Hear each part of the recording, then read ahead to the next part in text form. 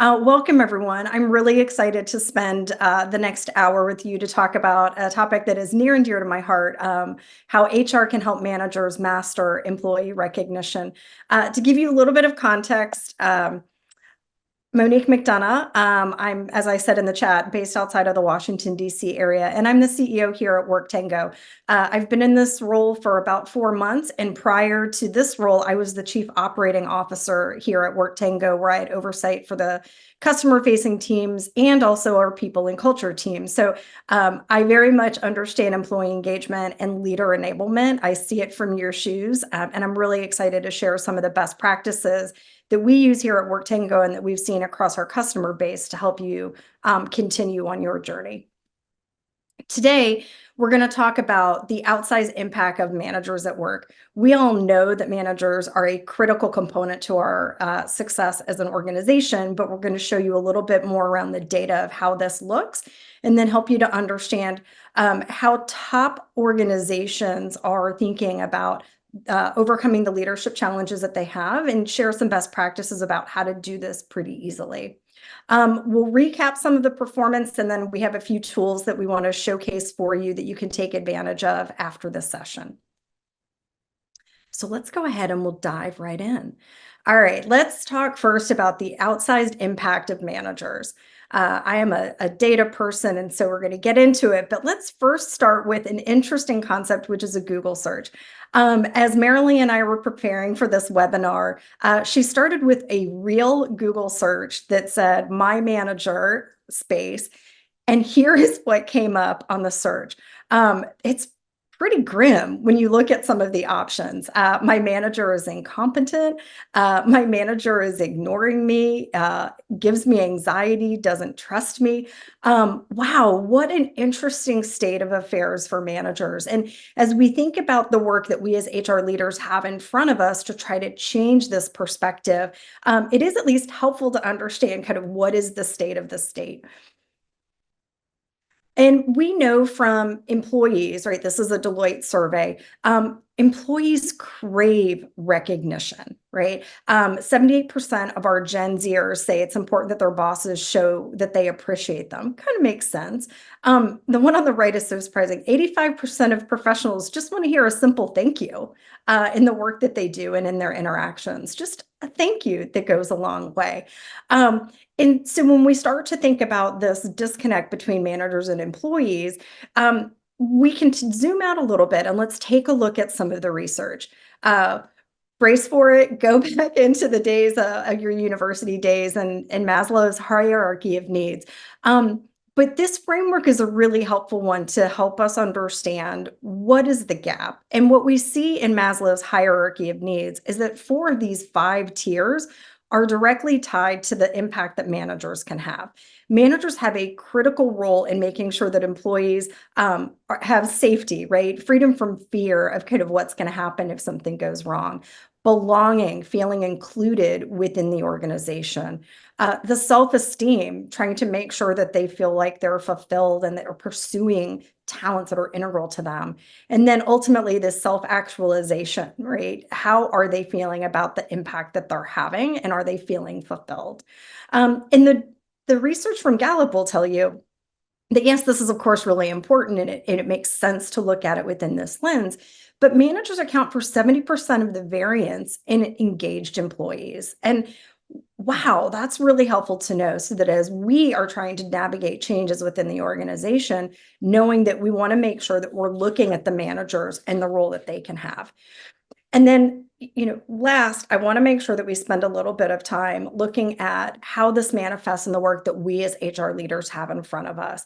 Prior to coming to WorkTango, I worked at Gartner, so apologies if I have a bias for some of their research. I think they do really cool and compelling things, but Gartner's research repeatedly over the last few years for HR leaders has talked about the top priorities, including leader and manager development, right? The more we can get out of our leaders to drive changes, to drive culture, to help with career management and internal mobility, the better off that we are going to be and driving business aims forward and helping to engage our employee population. So we understand very much this is a critical component of what we're trying to do.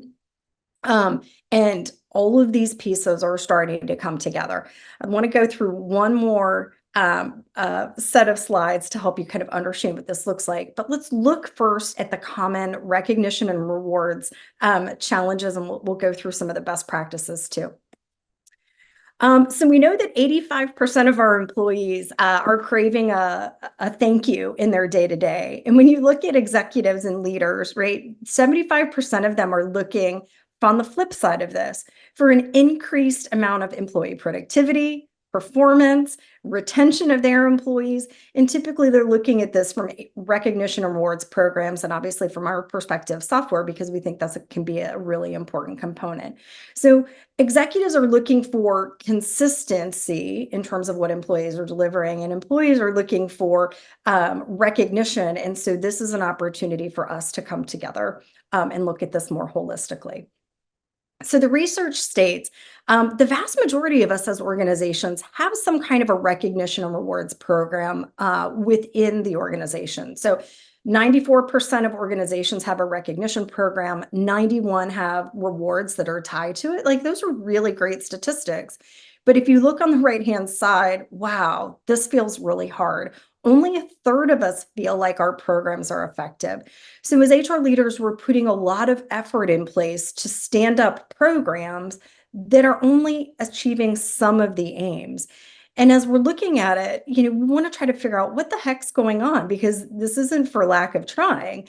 And we ask ourselves, is this an execution problem? Is there something else that we as HR leaders can and should do to drive more efficacy in the program? And, many of us have very slim teams. You might have a few professionals that are really thinking about employee engagement on a regular basis.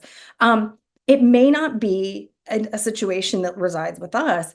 Maybe it has something to do with our managers and those folks that work with our frontline employees most closely. So let's go into the first of 3 challenges that we're going to explore today. Number 1 challenge, leaders are dropping the ball on employee recognition. And when I say they're dropping the ball, maybe a nicer way to say this is we're just inconsistently thinking about employee recognition, and we'll unpack what this looks like. So when we asked what kinds of recognition is most important, 62% of organizations will say that manager gratitude is the most impactful kind of recognition that can be shared. That's incredibly powerful. I think instinctively we know this. We know the impact of a manager on an employee's success and on their engagement, but this expression of gratitude is a really important piece, and 62% believe that this is the most important. However, only 35% of employees said that they have a manager that celebrates their milestones. Oh my gosh, right? So we know what's really important, but in practice, something is lagging. And, you have to ask yourself the question, if you put yourself in the employee's shoes, like, would you really want to work for a manager who doesn't celebrate your success? That feels really hard. And I'll go one step farther.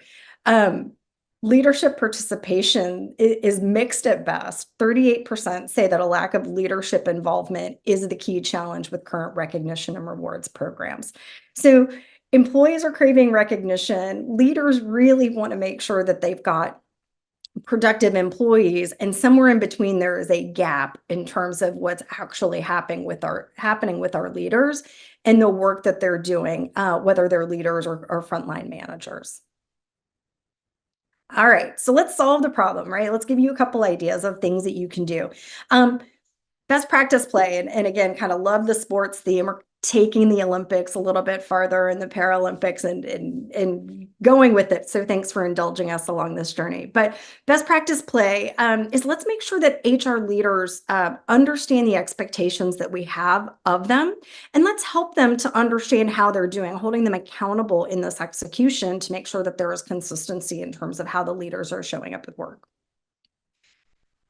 Real research from WorkTango from last year, we looked at about 1 million end users in our system and did some really cool analysis to understand the correlation between manager participation and the participation of their direct reports within our recognition and reward solution. And what you see on the left-hand side is what you would instinctively kind of think. If a manager is very active or active in the platform, their employees are significantly more likely to be engaged in the platform. And so that leadership by example, that's setting the expectation, the cultural norm of creating a culture in which recognition is a critical component, certainly holds water. But if you look on the right-hand side, you can see what happens when that's not the case. So if a manager is inactive or rarely active in the platform, it's got a significant impact. If a manager isn't active, there's a 91% chance that their employees are not active either. And so we as leaders can use this information to help us think about, okay, how do we solve the manager challenge? One more piece, which again, this statistic I think blows my mind, is we know that active and engaged employees will stay longer. The data that we saw showed that active employees in the platform stayed an average of 2.8 years longer than inactive employees. And so, oh my gosh, like if we can get them engaged, feeling good about the work they're doing, higher productivity and contributions, and they'll stay longer, as HR leaders, that is a great win for us because we want to make sure that we've got engaged and productive employees that are helping us to drive the business value forward. So, okay, HR leaders, here's the hard part. So what do we do, right? How do we make this happen? When we look at organizations that we say are leaders in the recognition reward space, or those that might be laggards, leading organizations are 3.5 times more likely to monitor manager engagement. And just taking a look at who is engaged, maybe who's not engaged, understanding the state of affairs is a really critical component. So instead of setting up a program and kind of letting it run, it's taking a light touch of active management to understand what does that look like within organizations, and then how do we need to lean in and intervene. These are real screenshots of the WorkTango solution. On the left-hand side, you'll see some basic reporting that we have where we can see by recognition, what does that manager stack ranking look like, right? Who is getting the most recognitions by a manager? Who is receiving the most recognitions as an employee, right? And really looking at the data to understand who is actively engaged in the platform. So you have a good sense of who's embracing this or who might need a little bit more help to understand what it means for them. On the right-hand side, here's one illustration of what we've done to make it super simple. We've gamified it. We have a manager channel within our Slack instance, and week to week, we will showcase what does the manager participation look like and stack rank it. And especially with some of our commercial teams, you have people who are instinctively or a little bit competitive, it gets to be fun because folks don't necessarily want to be at the top of the stack rankings always. They just don't want to be at the bottom. And this is a really helpful way to remind employees kind of what they should do and what managers should be doing on a regular basis to make sure that their employees are being celebrated for their accomplishments, their contributions, and the successes that they're having along the way. Marilee, I'm going to pause. Are there any questions that we should address before we jump into the next challenge? Yeah, we do have one question. It is from one of our attendees, and it's the following. They ask, would you consider a regular bonus program that is paid out monthly to be a recognition program? Or is that considered to be something separate, just like a compensation program? That's a great question. I think it depends on the instance. One of the things that you want to make sure is that the ability to attain the bonus has fairness and equity built into it, right? So if it's something that multiple employees across multiple groups have an opportunity to attain, then that might be considered something that you would want to run through the program.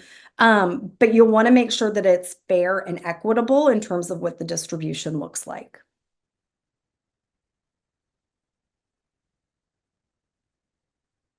Any Great, follow-ups, thanks. Marilee? Okay, super. All right, keep the questions coming. I love them. These are great. Okay, so let's go ahead. Let's talk about challenge 2, right? So we've talked about the importance of managers, the importance of kind of monitoring what managers are doing. Challenge number two that we've heard and seen is that leaders will say that they lack the time or the training to recognize employees effectively. Again, love going back to the data.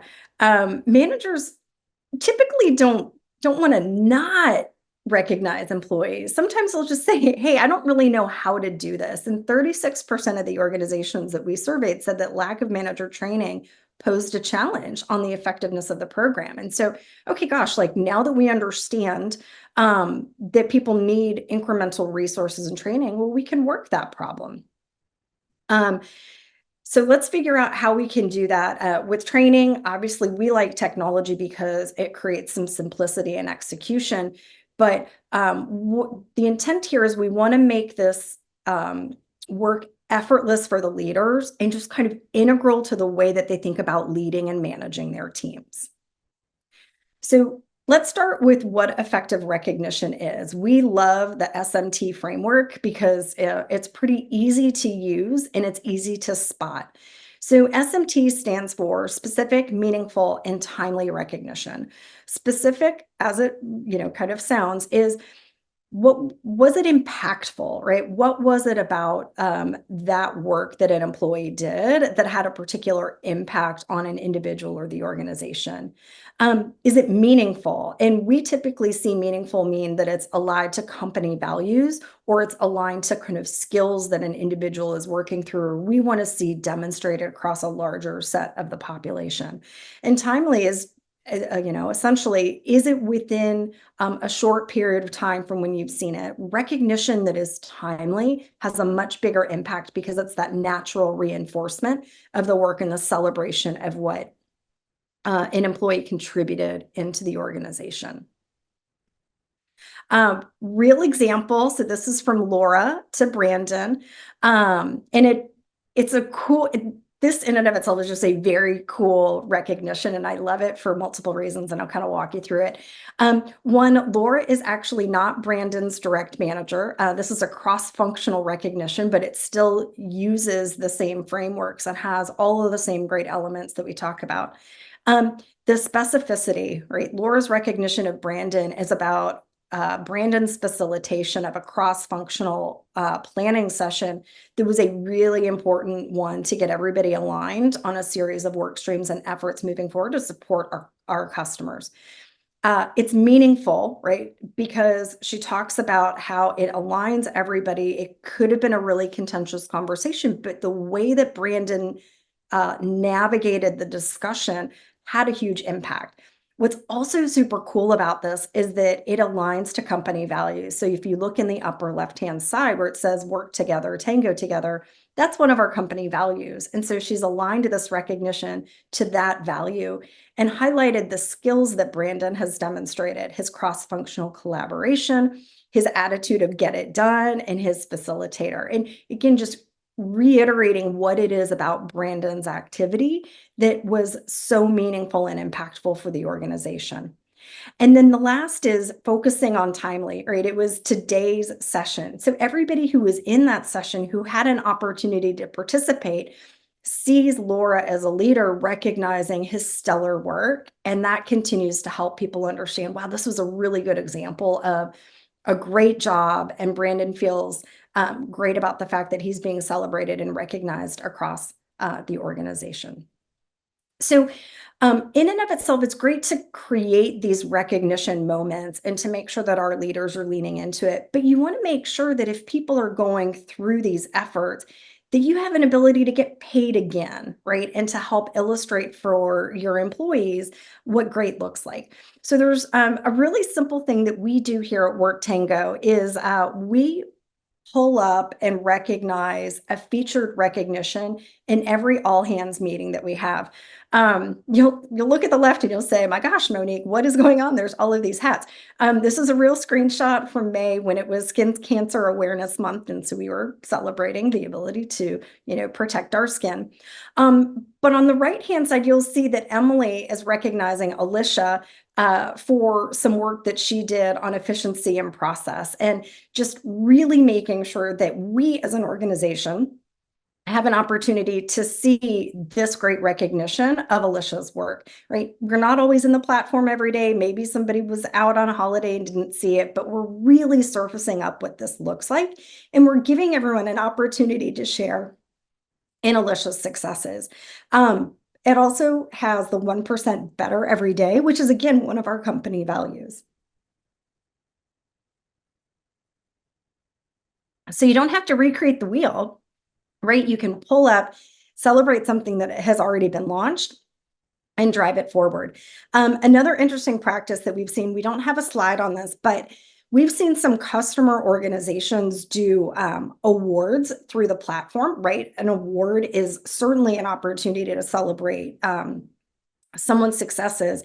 And we've seen people take snapshots of the awards themselves and some of the nominations posted on LinkedIn. It aids in their recruiting efforts. And so when you're thinking about how to celebrate the recognitions, it's not just within your four walls necessarily. It could be on social media or in other efforts, again, to make sure that you're highlighting all of the really cool contributions that your employees are making every day.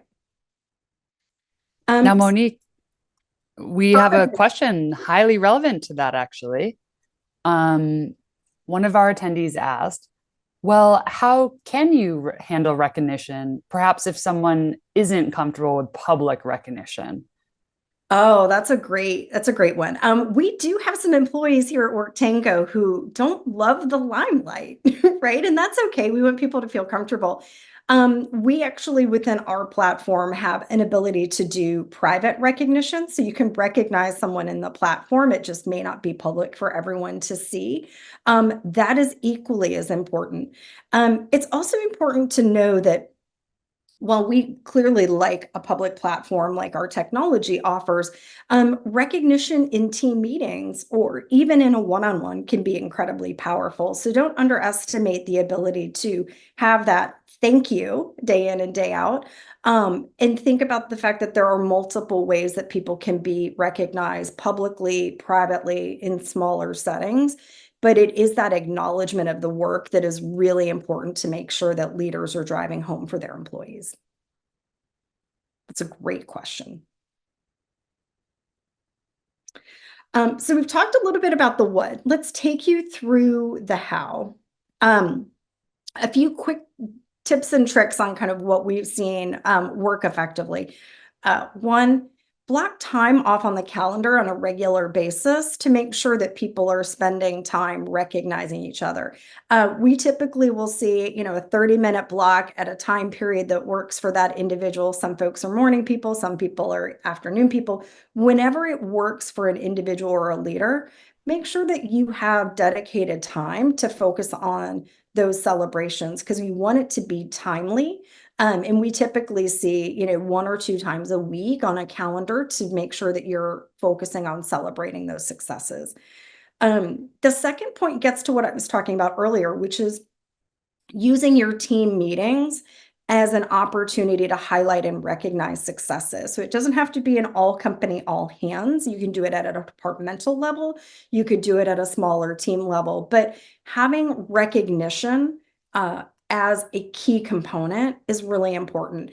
And what we love about this is it doesn't necessarily need to be the leader down. It could be the leader celebrating a peer-to-peer or a cross-functional recognition. And again, giving people who are making huge contributions in the organization or even little contributions that make a difference in someone's day front and center. And then the last part is around kind of employee milestones and making sure that you're not missing sight of critical events, anniversaries, birthdays, etc. Those really matter. Those critical moments are so important for employees, and making sure that you have an opportunity to automate that to understand what's coming down the pike can be really helpful in making a difference on a very important day for your employees.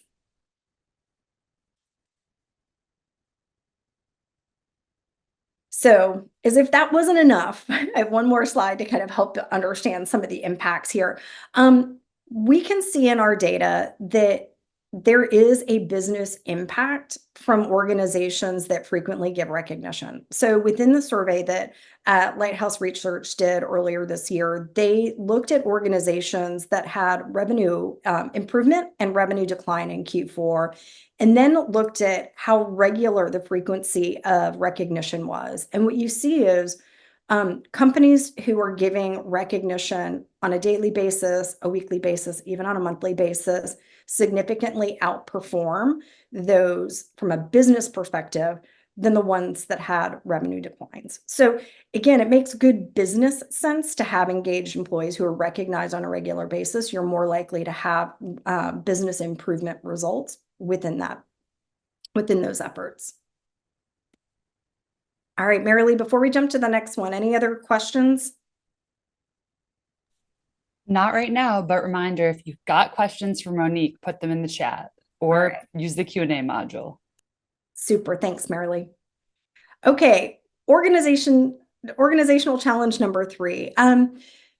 Concerns around recognition, rewards, and program fairness. This gets a little bit to the question about the monthly bonus piece earlier. You want to make sure that you're thinking about fairness when you're administering your program. And this surfaced in the HR.com research. 48% of organizations said that they had a concern around inconsistent application of recognition and rewards as a big challenge, right? This notion of fairness and equity is important. And so, one, knowing that it's a challenge is a really important piece. You can try to overcome that, but being cognizant that there needs to be an approach that has equity and fairness at the center of what they're doing. What we found is that when there tends to be concern around fairness, it tends to happen when organizations are embracing informal processes around recognition. So while 61% of organizations have a mix of formal and informal, we would look and encourage you to think about informal programs can lead to a perception of inequity, and that can start to create some challenges. And so thinking through the administration of that informal piece, you want to make sure that you have managers that are participating, and having more formal processes can certainly help you do that. So how do you do that, right? Thanks, Monique. Tell me what I don't already know. How do I do that? We'll talk about how to standardize it in the context of software, but I think the principles will apply regardless. One is having an awareness that fairness is important. So fundamentally, it's knowing that you need to look for it, which is critical. Organizations that are leaders in the recognition and reward space are almost twice as likely than laggards to focus on improving fairness. So it should just be part of kind of the way that you think about gut checking your programs and making sure that you've got equitable distribution across teams, departments, et cetera. And also prioritizing inclusivity in those efforts, right? So making sure that you're creating a more inclusive program where all employees have an opportunity to participate will significantly help you in this journey. And there's 2 examples that we'll take you through. The first one is, again, looking at reporting. So this is a snapshot from our platform. And I love this recognition activity dashboard because it can allow a manager to look at his or her teams and understand, hey, do I have a bias in the way that I've been recognizing certain members of my teams disproportionately? So in this instance, a manager can come in and say, oh my gosh, it's been 99 days since Anna has received recognition from me, or 218 days since I've, high-fived somebody else's post. So it can be an interesting guide for Anna's manager to say, is there a bias that exists? Is this individual just not close enough to Anna's work to understand what's happening? And again, can lead to a great conversation around, is there something different we need to do to understand Anna's contributions or to help Anna to be successful? So again, just looking at the data allows us to try to mitigate any implicit bias that may exist in the work that's being done. The second part is making sure that you've got a standardized approach to rewards. So creating consistency and equity in terms of each employee's ability to redeem rewards and to have similar opportunities pulls out any potential bias. So for us, points are awarded on someone joining the organization. They automatically start accumulating rewards, that there is then equity and parity in terms of what they can use in terms of their redemption options. Ironically, we put company swag here as the top redeeming rewards catalog items. I will tell you, typically, as much as we as HR leaders want company swag to be the top choice, it typically is not, although it looks really great. But again, you want to create consistency in terms of what people could use to redeem, and giving them equity in terms of what they're able to take their rewards and translate them into something that's meaningful for them, and timely for them. And then the last part here, in terms of understanding fairness and equity, we would strongly encourage you to have a feedback loop, right? And that could be a survey that you might use to gather insight and information around how your program is doing. The best thing you can do is just ask your employees, are you valuing it? Do you feel like it's fair and equitable? Do you feel like you have enough options? What are the things that you need to know? But don't just survey them. Make sure that you close that feedback loop and you share that result back with your employee population, along with the actions that you're going to be taking when you're acting on the survey results. So before I move on, Marilee, any further questions that we should address at this point? Nope. It looks like we have a customer who would love to find the reports you just showed in their platform. So I'll send those instructions along, but no questions for the general audience. Oh, great. I love it. The reporting, we've done so many really cool investments in our reporting packages in the last year. So lots of really great information at your fingertips. And again, if you've got questions, this team certainly is available to help in pulling together any kind of insights you need. Okay. So let's talk about the recap. I've shared a lot of information with you, so hopefully you're still following along. 30% of organizations believe that the recognition and rewards programs that they have improve employee manager relationships. I'm actually surprised it's kind of low. I would have thought that it was higher than 30%, especially given all of the data that we showed you earlier. And so I'm going to say it's 30% is the floor, but chances are the impact is actually much higher than what people rated it. But we know that managers have a critical role to play in employee engagement and satisfaction. And it's at least 30%, if not probably, 2x that. This gets to the question around something that was noted earlier, that not everybody loves public recognition. And when we think about the recognition, we spend a lot of time in today's conversation talking about praise and talking about rewards, but recognition can be a lot of things to a lot of people. And so for some professionals, recognition is actually giving them more autonomy to do the job that they want to do every day, with a little bit less oversight or with a little bit more latitude. For some employees, recognition is mentorship, and that could be both asking them to be a mentor to somebody who's emerging in their career, or it could be offering a mentor to them so that they can help on their developmental journey. Some professionals just want more work-life balance or a little bit of flexibility to navigate what's important for them, given any kind of week, month, quarter in their life. And then others just want professional development opportunities, an opportunity to grow and try new things and practice on skill development. So while we talked a lot about the first two, just remember recognition takes a lot of different facets, and we would strongly encourage you to think about all of these components as you're crafting your employee engagement and recognition strategies. And the goal, right, if we do this well, is that we go from that, wow, like really stark initial Google search of my manager into something that is so much more uplifting and empowering. So wouldn't it be great if the Google search became, my manager appreciates me, cares about me, supports my growth, rewards me, and helps me develop new skills? Like, this is where we want our leaders to be. And we have a couple of small tweaks that we can use in administering our leader and manager effectiveness efforts to get us there. So let me recap kind of the challenges and then the big takeaways for you. Challenge number one, employees are inconsistent or dropping the ball on employee recognition. We want to help make this a critical part of the DNA of what your leaders use when they're managing their teams.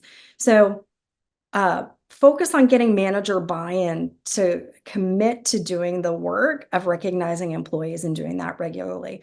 Setting the expectations with your leaders on what participation looks like and good participation can help narrow any gaps of perception on what this needs to be.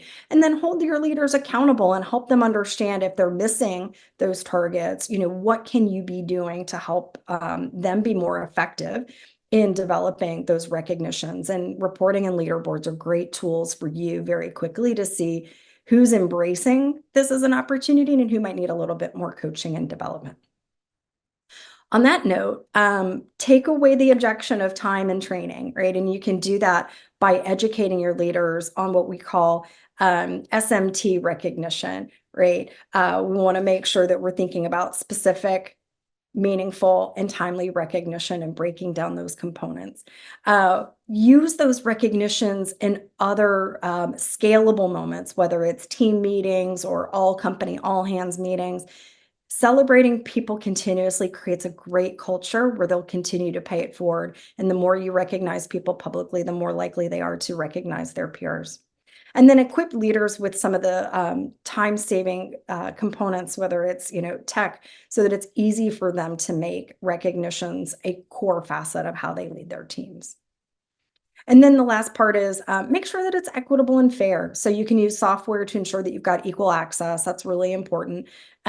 Use reports to make sure that there's no unconscious bias creeping into the way that people are celebrating and highlighting certain employees, say, versus others. And then create standardization in terms of the rewards catalog and the offerings that you have so that you can pair out any concerns about inconsistency.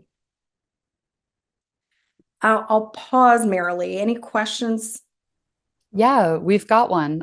One of our attendees asks, well, what if my organization doesn't have budget for rewards points? You had mentioned points, but they still want to recognize. What can they do?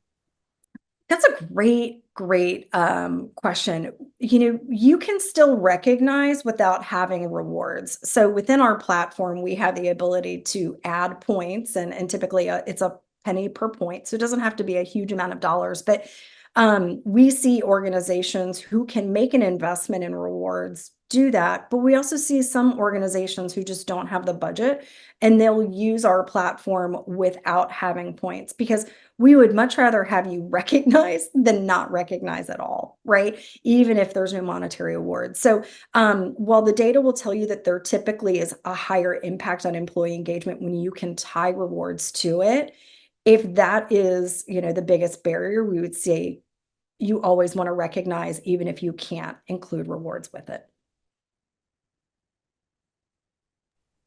Any other questions that folks want to submit? Oh, we just got a new one actually. Another attendee asks, how can I know if my program is working? Is there a way to measure ROI or success metrics? Sounds like they're, trying to maybe justify this type of program internally.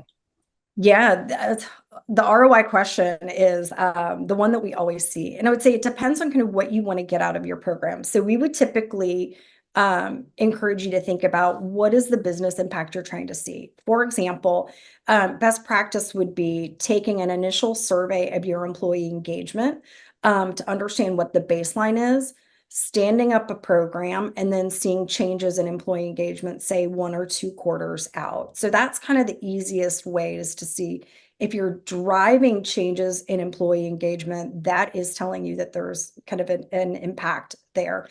But we've seen a lot of organizations take pretty innovative approaches. Some have kind of correlated their investment in recognition and rewards to improvements in their own customer satisfaction, right? So they looked at customer satisfaction data before they rolled out a program, and some that looked at it after the fact. We've seen some organizations look at it in terms of having higher employee retention rates, right? Which, as we know, as HR leaders, turnover is a challenge. So looking at the impact on employee retention. We've also seen organizations look at talent mobility, right? Your ability to keep employees, even if they move into other parts of the organization. A lot of companies celebrate that and have that as a critical component of their mission. And so if that's something that's important to you, kind of looking at the mobility impacts. So it's organizational specific, but hopefully those are a couple areas that give you ideas on how to think about what the business impact is going to look like. And it could be, retention of your employees, it could be overall employee engagement, it could be business impacts, it could be mobility. There's lots of really cool data components that you can look at to help you build the case for continued investment. Great. We have another question that came in from Kate. She says, our data shows that our organization does frequent recognition well, but there's still a perception that employees are not awarded enough, frequently enough, that is. Do you have any recommendations about how to influence perceptions from the employee population so that folks aren't expecting monetary recognition every single day? Yeah, it's interesting that people always jump to the dollars, or not always, but sometimes people will look at the dollars versus the actual intent for the program. So we would say you want to make sure that when you're rolling out a program that you're focusing on recognition first, and that's really the bulk of what you're trying to do, and rewards as a secondary component, right? The focus on rewards being an extra incentive versus the rewards being part of your OTE, you want to make sure that you're decoupling that. So continue to lead with the recognition part of it, and then make sure that the rewards component is a secondary portion. The other thing that I would ask you to look at is what is the composition of the rewards that you're offering, and are you offering enough lower investment options that appeal to your employees? So for example, do you only have items that are worth $50 or $100 in your rewards store? And if that's the case, you might want to think about offering more components that are, say, $10, $15, $25, so that there is an easier way for people to feel rewarded without having to accumulate points over a longer period of time. So one is the recognition component. Make sure that people get that this is predominantly a recognition program, but then two, take a look at what your rewards offerings have and make sure that there's enough step-on components for people to take advantage of without having to hold points for a long period of time. The other thing that I'll just say on that front, one of the pieces that we look at WorkTango in terms of the top redemption options, we have an opportunity within our platform where you can use your points to buy more points to reward. So we give points every quarter and they refresh. And typically the top 2 or 3 items is people redeeming for more points to celebrate their colleagues. And we just think that's a really cool statistic is, when organizations are embracing this in a way that really celebrates contribution, the rewards component becomes slightly less important. So again, just something else to think about in terms of ways that you might want to look at what the rewards component is and how you're kind of promoting some of those elements. Yeah, definitely. We have another question that came in from one of our attendees. Do you find that the focus on recognition or the pressure, you should be recognizing, that may lead some leaders away from giving constructive feedback when that is required?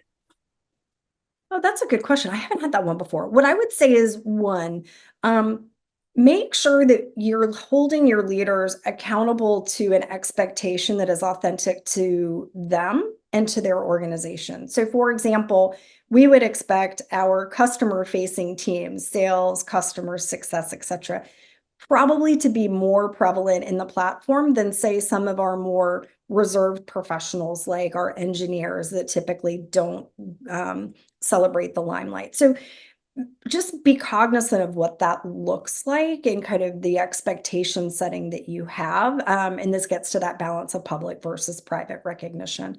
Um, in terms of constructive feedback, as HR business partners, absolutely lean into opportunities to continue to develop and be part of that active conversation. So even though we're celebrating successes and doing that in real time doesn't mean that that shifts the focus away from the role that managers have, which is to continue to develop and help our employees on their professional development journey. So I would say make sure that you still have, for example, individual development plans that people have and that they're having ongoing coaching conversations at a regular cadence. Those don't need to be public, like your recognitions are public, but as HR business partners, make sure that you're having both sets of conversations so that leaders understand how to get more consistency and recognition. If we went back to the Anna example in our reporting, it could be the case, for example, that Anna just developmentally is struggling in a couple of areas. And so her recognition may need to look a little bit different than somebody who is, a rising star within the organization. So it has to be authentic to the individual, but this certainly doesn't abdicate the need to help have constructive developmental conversations with employees as they continue to grow and learn. It doesn't look like we have any final questions. Okay, so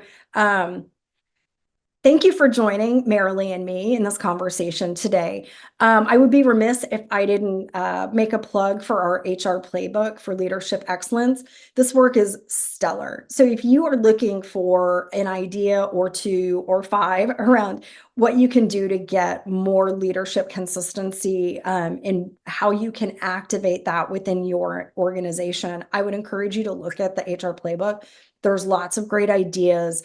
Don't create it on your own. Leverage what you can from folks like us.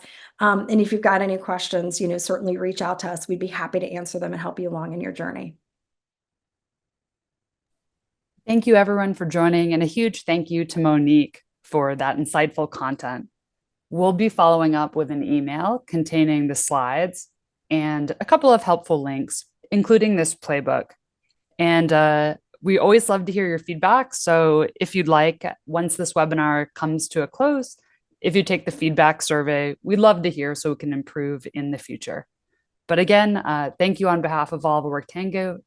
Thank you, Monique, and have a great day, everyone. Thank you. Bye now.